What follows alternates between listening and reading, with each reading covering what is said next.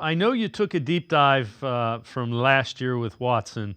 You watched all of the games, every one of his throws. What'd you see when you watched them again? I know you've addressed this on your show as well. Yeah, I saw a quarterback who did exactly what was asked of him, given the situations he was in. A quarterback who played his best football in the fourth quarter. Now, was he the most consistent in the world? Was he putting up and making every play that he could? No.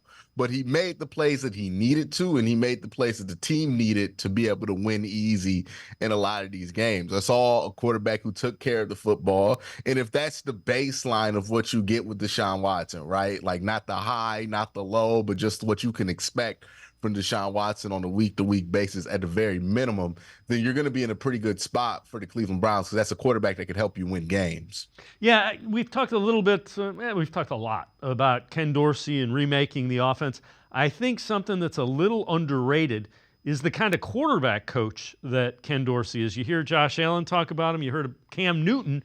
Cam Newton does not frivolously praise people, and he talked about how important Ken Dorsey was to having his success.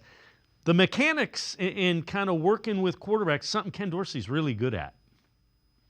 Yeah, and it's something interesting when you look at Deshaun Watson, right? We in Cleveland tend to think that the Houston era was like when they did stuff right by him. But if you talk to people who were close to the team in Houston during that Deshaun Watson era, a lot of people were kind of upset with the team for not building a offense around the strengths of Deshaun Watson. So this is not a position he's really been put in his entire career where it looks like the team is going out of their way to make sure that they build something that really fits his skill set. So this is a interesting place just for Deshaun Watson to be at because it looks like the Browns are really committing to not only putting, as you mentioned, Ken Dorsey as the offensive coordinator and the guy who's worked with Josh Allen, but also Ken Dorsey as the quarterback coach as well, or at least in that room heavily, as we know the offensive coordinator for this team usually is, in that room where he helped Cam Newton get to MVP form while he was there in